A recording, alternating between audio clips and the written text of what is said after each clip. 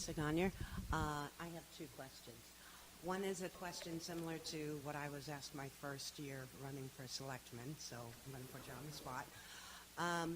There's been a lot of talk when I ran about a potential medical marijuana facility, and there's a lot of talk about potentially legalizing recreational marijuana. What is your position on these two items? Well, here's my position, and probably some of you aren't going to like it.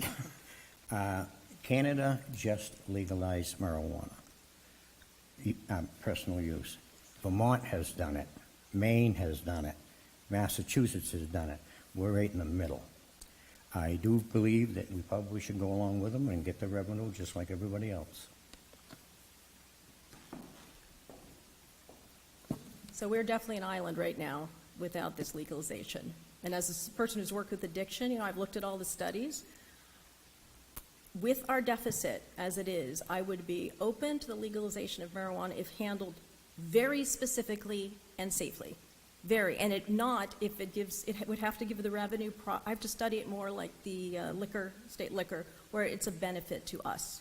I don't know as we go down the pike if we can avoid it. I think it has to be done very carefully with lots of studies in the way that will be safe for our children and families.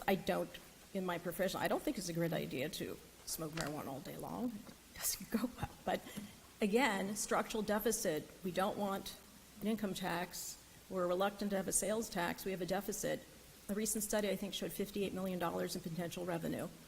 So again, it would be really, I would have to look at the bill specifically and make sure it really worked for us and it was safe. And that's where I'm now. Thank you for the question. Okay. And my second question is, there's a lot of talk about state-mandated local funding for schools.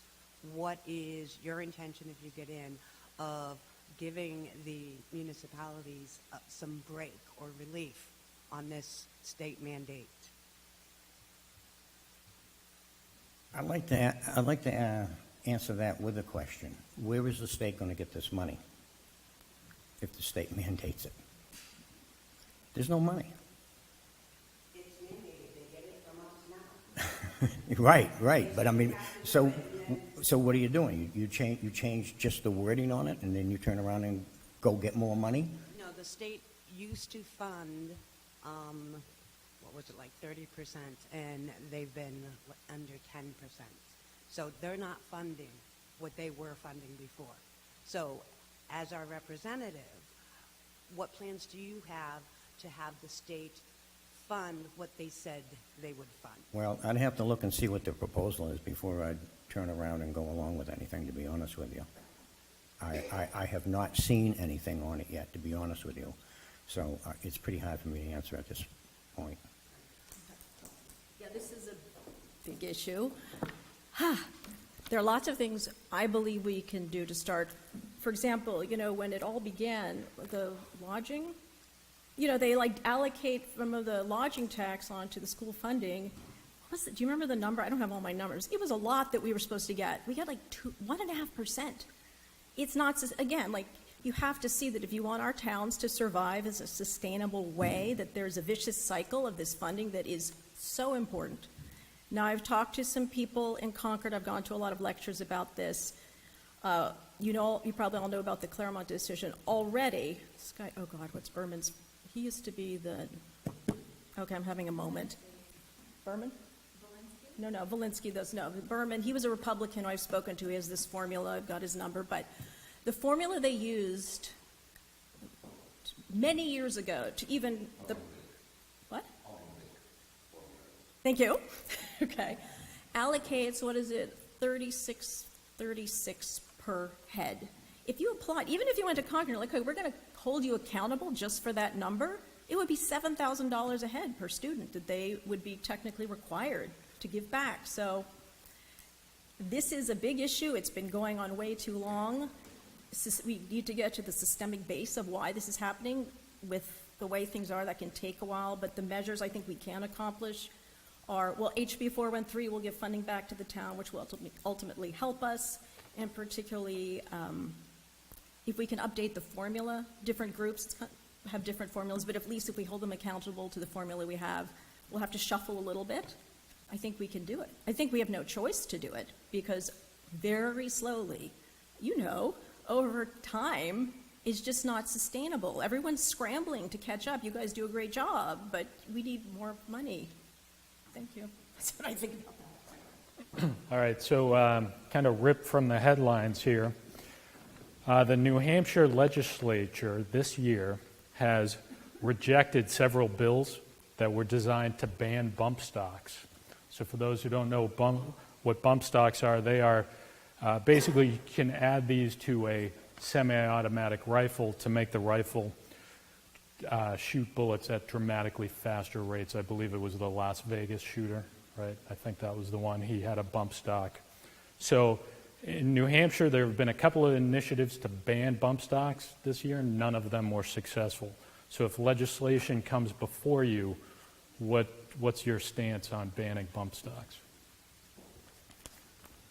Well, I believe that an individual that has a concealed weapon permit should be able to use a gun as he chooses, except for killing people, but to have guns that'll fire. They use these at the ranges and stuff like that, all over the place. And Newton has an awful lot of people that are involved in shootings, and not shootings, but guns. And I kind of blew that one, didn't I? But no, I got to be honest with you. I'd probably look at it real closely before I made a decision. But a lot of times they tie other things in with this stuff, so that's why this stuff fails.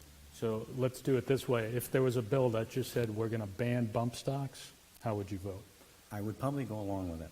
Okay, thank you. Do you want the short answer or the longer answer? I love short. Okay. But there's so much more to say. Yes, I would probably ban bump stocks. However, I believe in our Second Amendment right. I'm a gun owner. I'm in a town where, honestly, I know my neighbors. I know they're responsible. And it actually makes me feel a little better sometimes that they have guns. Unfortunately, that's not the case everywhere. So I think it's probably a good idea to ban the bump stock and certainly close a few loopholes so terrorists can't get guns. Okay. Anybody else have questions? Jack has a question.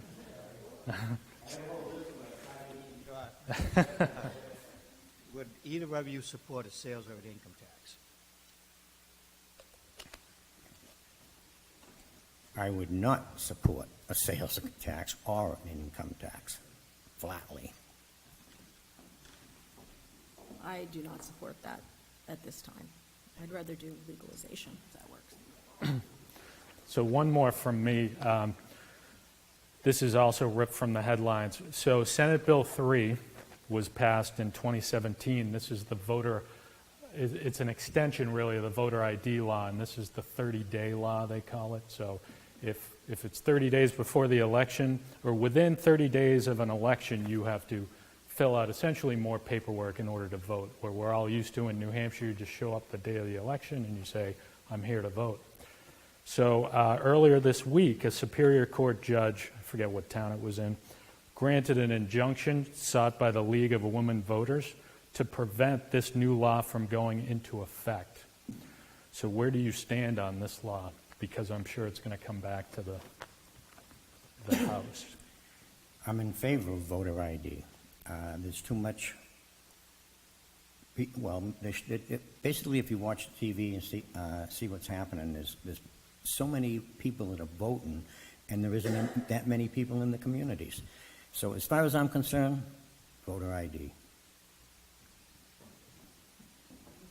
I'm in favor of the injunction. We still do have different kind of voter ID. You can't just come up and vote, but the reason why the injunction occurred is because we have one of the lowest rates of any kind of voter fraud in the United States. So from what I know so far, I would support the injunction. But, I'm flexible. I'll learn more. We'll find out when we get there. Thank you. And any questions from the audience for these two candidates? And if need be, at the end, after we hear from the other candidates, we could do like a lightning round if people had questions and stuff like that. So, Let's have a round of applause for these folks. We appreciate it. All right, so the next